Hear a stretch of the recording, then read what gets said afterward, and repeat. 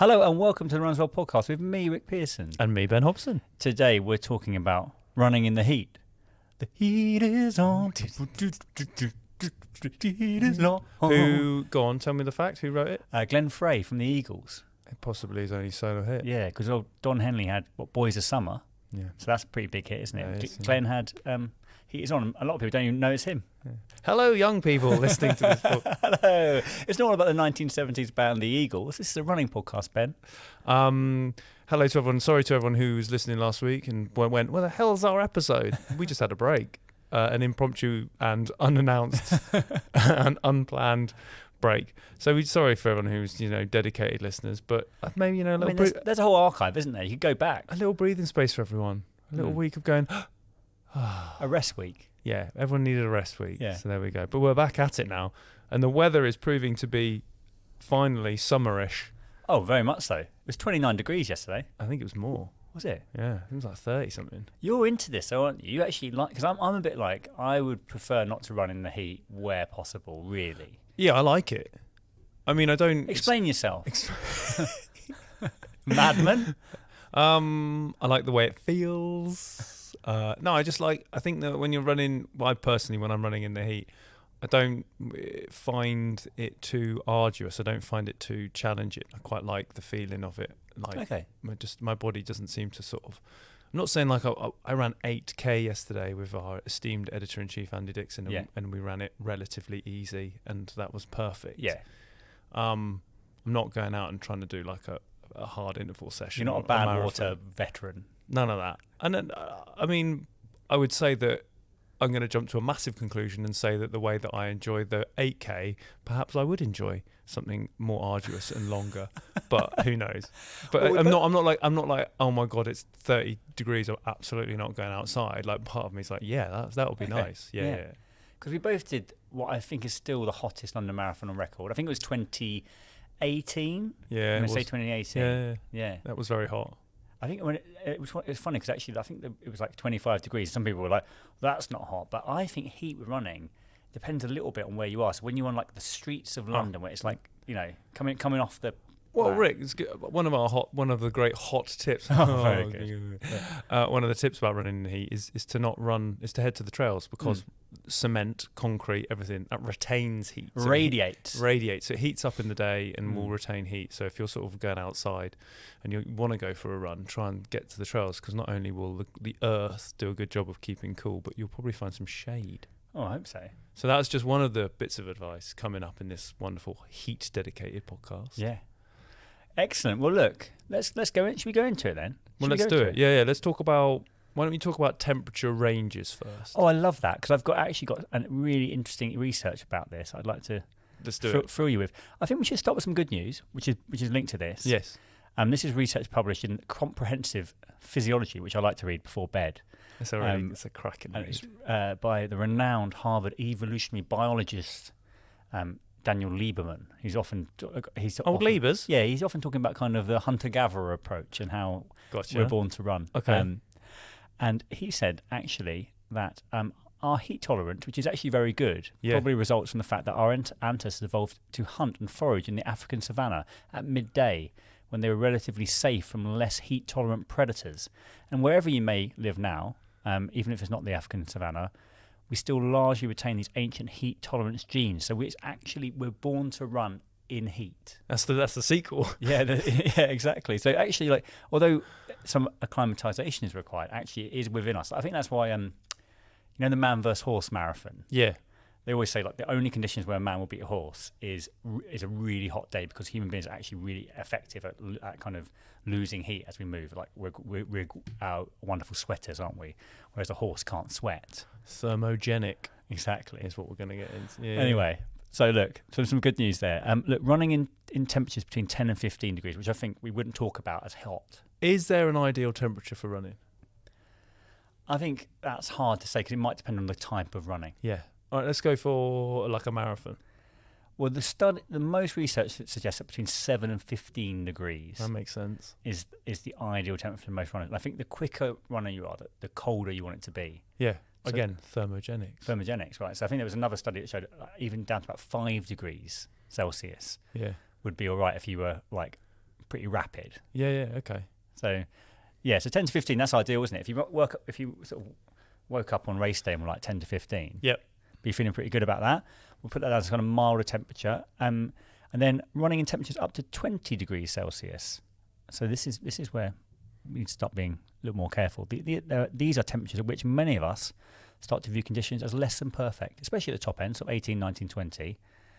And the Jack Daniels, the author of Daniel's running formula, not the whiskey guy, someone else, calculates that at 20.5 degrees Celsius, a 45-minute 10K runner will be about 41 seconds slower. Yeah. And for marathoners, it could be about 1 to 4 minute slowdown, which is so even temperature of 20 degrees is actually going to have an effect. Very interesting. So what about when we're looking outside now and we've got like 30 degrees or 20 or like mid 20s? Should we say 26 to 31? Should we have a look at that? Okay, yeah.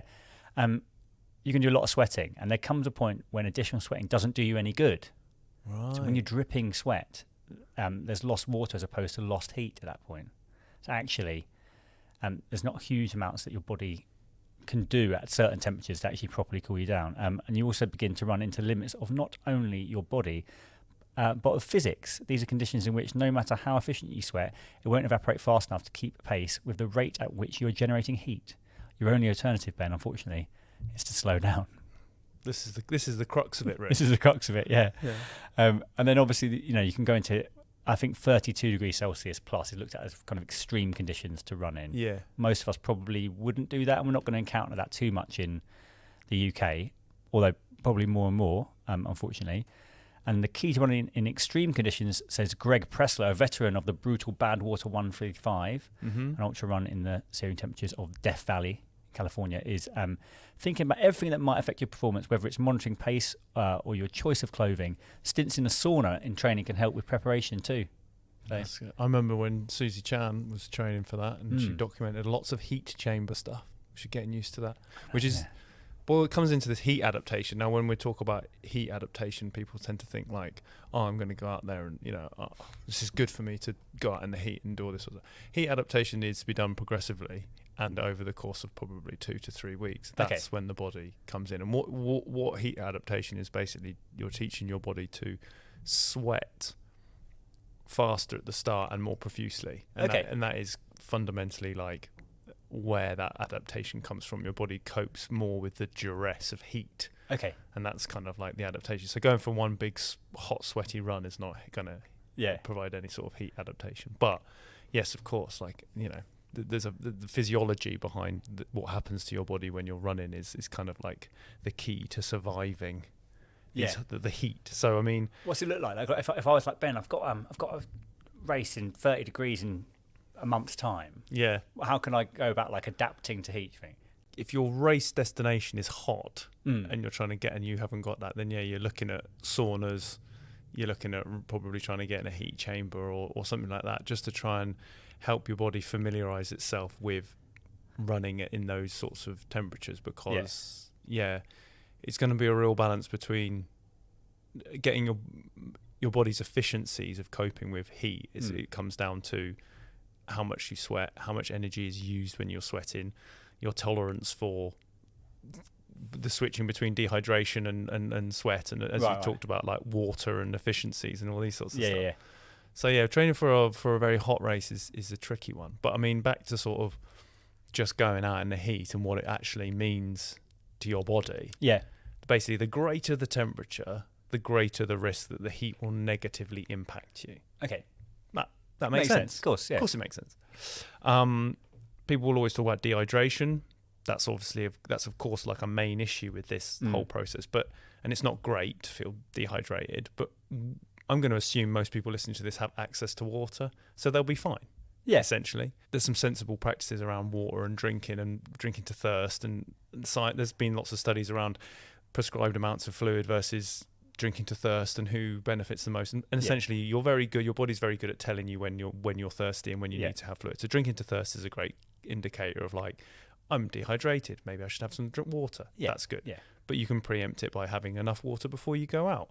Do all these sorts of things. So dehydration is one thing to consider when you're out, if you're going to go running in the heat, but it's not fundamentally like for the UK, everyone's pretty much sound.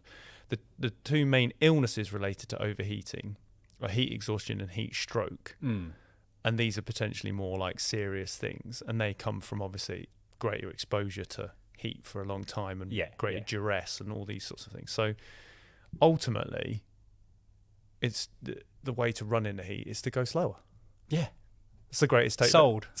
That's the simplest of all the solutions to all this. So if you had like a ridiculously hard session booked in for a very hot period, don't do it. I mean, it's kind of like that. We're not familiar with temperatures when they soar, particularly here. So you can move that session. You could do it super early in the morning or in the evening, perhaps, trying to keep the temperature range slightly lower. Yeah, that's probably the best way to head around it. But ultimately, probably just don't do it.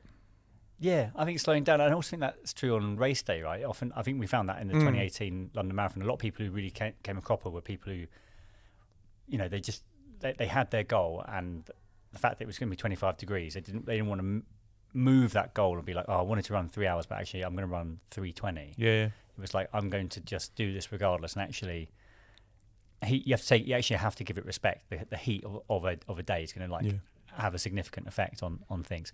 It's quite interesting because there are other things that affect heat that through looking into this, I was a little bit surprised about, but body size can be a factor as well. So smaller people tend to do better in heat.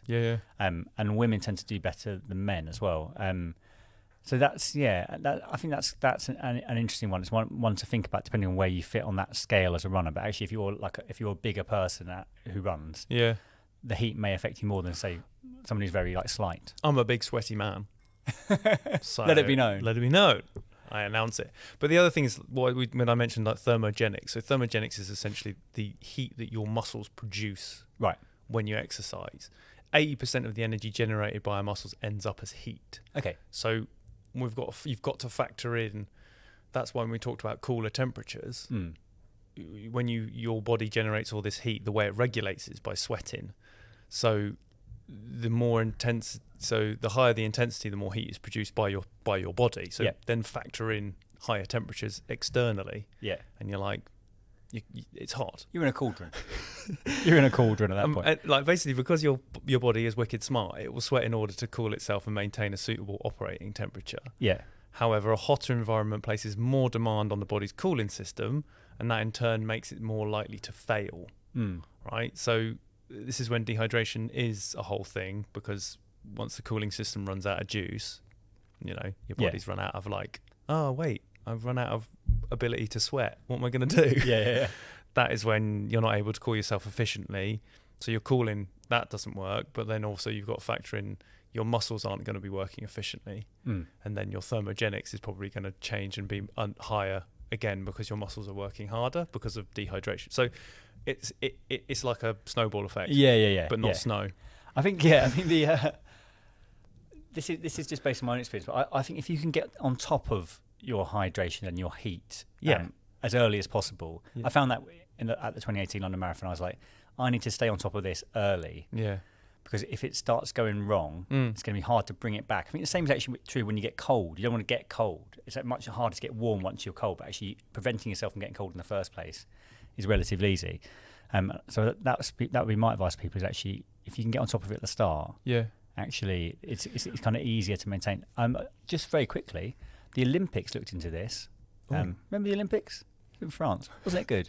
It was great. It was great, wasn't it? And they had some advice for athletes. So they were obviously concerned about the high temperatures in Paris. Yeah, Tokyo was super hot, wasn't it? Tokyo was super hot. I mean, they're even talking about having to move the marathon, aren't they, Olympics? That's the world we're now in. Yeah. And so I think heat advice feels more and more relevant. And they looked at what they should, and they got together a consensus statement.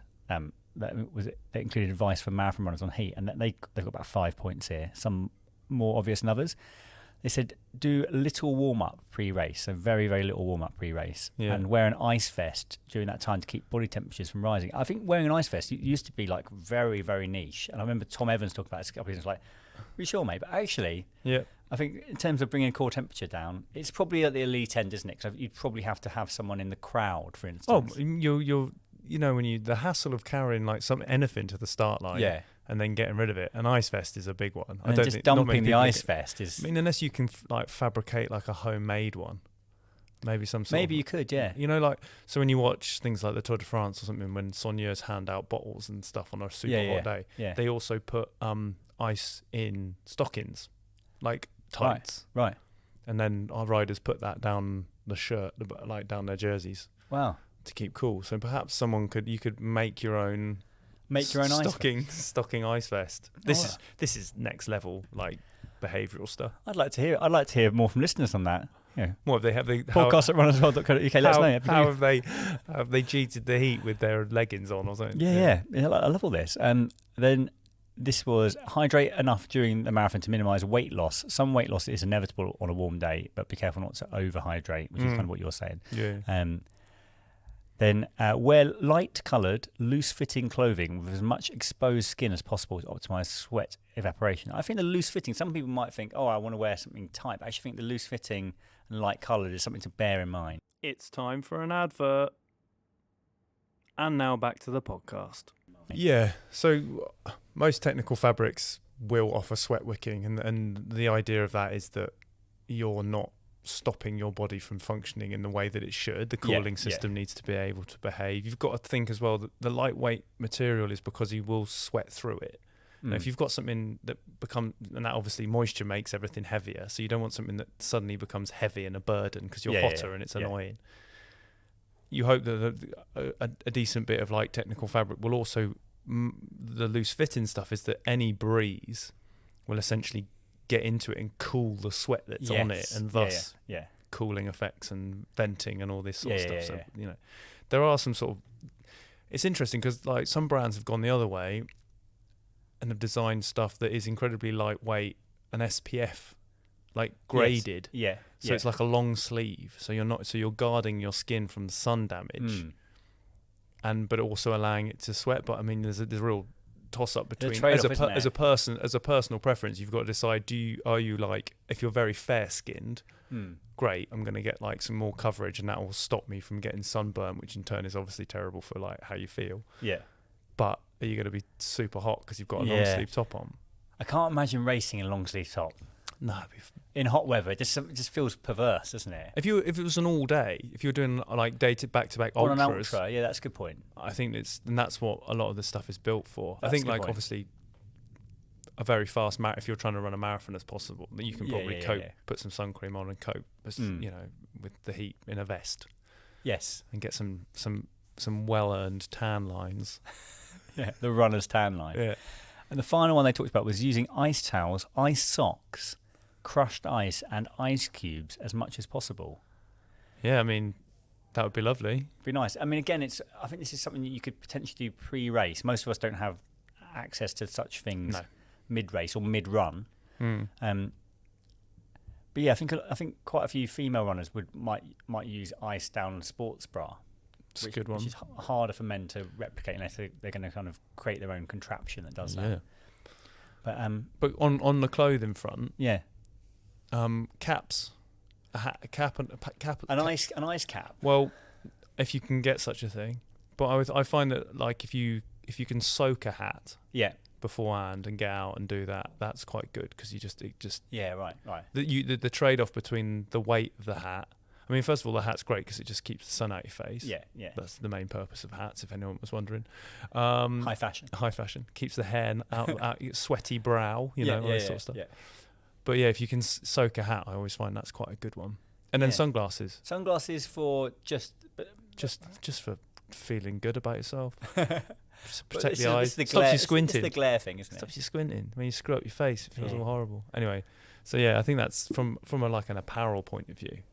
Yeah, Amby Burfoot, who wonderful running writer, he was talking about this, and he said it won't be long before we see new apparel fabrics that are designed for optimal cooling. Yeah, for sure. It's going to be a growth area, isn't it? It's going to have to be. There's some wizardry out there, some techie nerd people who know how to make stuff that makes you feel cooler than it is. Yeah, 100. Like, I think it was Adidas at one point had something called Ice Tech. Okay. And that was meant they had a shirt, and it had like bits of silver embedded in the back, and that was meant to help cooling. Sounds like nonsense, doesn't it? Yeah, a little bit. I don't remember it being. I mean, it's not around anymore. Yeah. So, but but people are really trying. Yeah. It's going to have to be a thing because, like, say, like the world is hotting up, isn't it? So, like, things like running marathons in 30 degrees, unfortunately, going to become relatively commonplace, probably. So, something that actually genuinely helps. Yeah. I mean, look, don't get me wrong. That Adidas piece might have been brilliant. It might have just been super expensive to produce. Exactly. I think it was that. Anyway, I do remember a shirt that had like little tiny dots of silver. I think it was on the inside of it, right? So that when they were touching your skin, as in it lifted the shirt enough away or something like that, allowed for stuff to sort of airflow. Or so. It was more of this. Hey, another couple of hacks I've heard about. Yeah. Obviously, going out running in the heat. Yeah. Makes you better at running in the heat. Yes. That's not a hack, is it? That's adaptation. That's we've talked about. Yeah. But again, not one off. Takes a lot. Yeah. Build up. So kind of going out, like deliberately going out at midday. If you say you're going to have a hot race. Yeah. And I think also spending quite a good amount of time in a really warm bath. Okay. Well. Yeah, apparently sure. Yeah, you have to do it about 2 or 3 times, but we're talking sort of 45 minutes. Exposure to heat. Exposure to heat, which different. is an easy sell, isn't it? It's different though because you're in water, so I guess it's your body I think it's just like your body being at that temperature. True. So I think it's just that. But yeah. I think back to sort of like, I think one thing that people always talk about when it's really hot is electrolytes. Yes. There's always a lot of chat, and if social media is anything it's to go, if social media is anything to go by, your influencers, some influencers out there, you need to be having 1,000 million milligrams of sodium electrolytes constantly. Yeah. If you're not having a hydration tab for breakfast, you're doing it wrong. I completely agree. Yeah. There is a cause for, like, if you go in hot, there is reason to sort of like consider salts. Yeah. And RW's own nutritionist, Rena McGregor. This is what we need. This is what we need. We need a proper nutritionist chat. Estimates that temperatures of 20 centigrade plus, the average runner loses about 1,230 milligrams of sodium per hour. So that's enough to lead to some dizziness or gastrointestinal distress or heat stress and all these sorts of things. So you can top up your sodium with salt tabs, sports drinks, and most importantly, real food. Real food, good. So there is a cause for like extended periods of hot running where your sodium levels will drop, and obviously if your sodium levels drop, that's when you get cramps.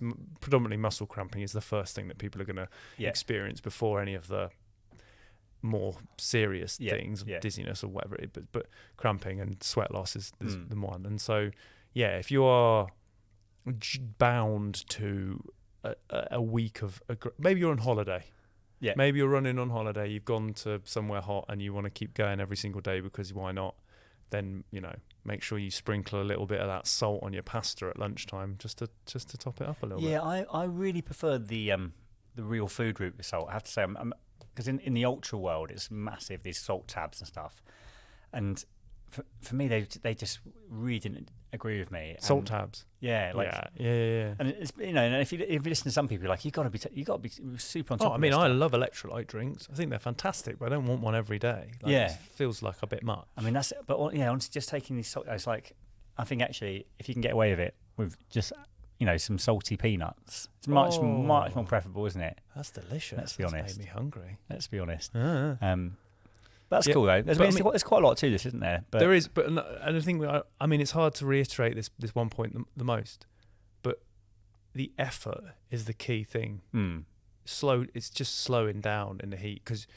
So say if you're training by heart rate, right? You're so used, you do a cooler run, you're used to your tempo pace being X, Y, and Z, and your heart rate being whatever it is. So if you go out for a run in the heat, you try and maintain that pace. Your heart rate most likely will be elevated by a certain percentage. Could be 5 beats per minute, could be a bit more. Yeah. So one way of gauging this whole effort is a thing. Is like if you're going for an easy run and your heart needs to be at like 130, and you go out in the heat. And it's like 130 feels 130 feels really slow. Yeah. Then you go really slow. Yeah. Because you've got and then that ties into the adaptation. If you want to actively use the heat to benefit your running, go out and do the slow stuff. Keep the heart rate down. Keep the effort level. However you perceive your effort. Yeah. Keep it low. Keep it steady, and then the adaptation will come. If you go out and try and smash it first time round, all you're going to do is basically make one off. It's not going to do any damage at all, but you're going to just be a big sweaty mess, and you'll be super hot, and you might feel a bit rank afterwards. And that's, that's it. Yeah, that's it. So I would say, go out for enjoy it. Go out for a nice 5, 10K, whatever you want to do. Enjoy the sunshine. Don't worry too much. Make sure you've had a drink beforehand. But when it's like this isn't the time to do your first marathon. Off the cuff. Yeah, agreed. It's interesting to think about distance. I don't think we've got the stats. It's pretty hard to find. But because I'd imagine for 100 metres, 200 metres, probably all the way up to 400, maybe even 800, heat's not going to have such a deleterious effect on performance, right? Yeah, certainly maybe. The sprint end, like under 200, maybe up to 400. I doubt you'd have to really change your approach to a race. I think interval sessions is different because ultimately that's many reps, isn't it? And that has an endurance aspect to it. But probably the longer the race, the more careful you got to be in terms of heat, I would say. I'd say the intervals you just need more. You would require more cool down between reps. Yeah, and probably slower reps. Yeah, and slow. And so they're still very doable, but again, you're just managing effort. There's got to be some fantastic study that I want to go and find out about, like air conditions and heat in the air and how it affects sprinting. Like, I bet there's some like real nerdy stuff. Like, because sometimes when I go running in the heat, your muscles feel more. Like, running in the cold, everything feels tighter. Yeah, sprinting in the cold is a real issue. Yeah. So I think that the heat must allow the body to sort of, like, the muscles must feel more supple. Yes. Yeah. So like, there must be something about like muscle suppleness or muscle readiness in higher heat and how it but I mean, think about that. It's for another episode. When did Bolt run? Bolt in 2009. Yeah, what were temperatures? Yeah, temperatures probably not that hot. But no, you're right though. I think that, but he's training in Jamaica. That's warm. Yeah, exactly. Yeah, I think relatively warm for very quick running is okay. Yeah. Based on no science. Based on absolute nonsense theory that we've come up with. But great. It honestly reminded me of 2018 London Marathon. I remember that it was just it was really quite brutal because I was one of the pacemakers. You were. I knew you were pacing 3:15. 3:45. Oh, sorry. I gave you massive. I'm really glad I wasn't doing 3:15. I gave you massive. But a lot of people struggled with it, and it was. It was hot. It was hot, yeah. And I think maybe a lot of people learned the hard way about, like, you have to change your ambitions on a very hot day. It's really, that sucks though, doesn't it? When you're like, you've been training, like, especially in the UK, like we're like bound to basically just being like, oh, it's a bit grey.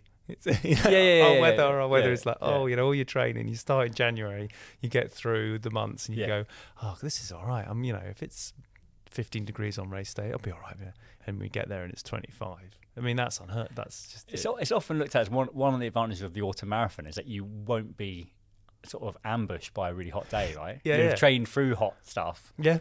And it'll probably be cooler on race day. I mean, you could obviously get an absolute shocker of a day as well, couldn't you? But it's only boiling for some reason. Yeah, or like early snow or something. That's true. Yeah. The heat is it's a great thing to enjoy when we've got it, and running in it is absolutely bang on. And everyone should go out for a little trot, but just go for a short one, a little slow short one if you have to. Head to the trails, as I said. That's a good way of coping if you really hate it. And if you really hate it, go for a swim. Yeah, swim run. Well, not even that. Just go for a swim, mate. Paddling pool. Crack out the paddling pool. Yeah. Have a little splash around in the garden. You're fine. Well, look, that brings us to the end of this episode. This boiling hot podcast episode. And thank you very much for listening. And if you've got any tips of your own, let us know. podcast@runasworld.co.uk. I want to know more about these ice socks. Are these socks with ice in them? Do you freeze your... Have you ever put your socks in the freezer? All that. Would you? That's a good... Here we go. On the outro. Have you ever frozen an item of clothing before going for a hot... Love that. Because I've, in a really cold run, taken the insoles out of my shoes and put them on the radiator before I've gone out. Okay, yeah. So the shoes are... And you put them in your socks and your hot shoes before you head out in the cold. I'm going to freeze a hat. Well, anyways, thank you for listening to this podcast. If you don't subscribe, please do subscribe to this podcast. If you can subscribe to the magazine, that would be great too. Google Runners World UK. You'll see the Hearst magazine's website. That's the place to do it. There's always an introductory offer if you don't subscribe already. It's always great. Thank you for listening. Sorry again for not having one last week, but we're back and you'll get one again next week, hopefully. Bye.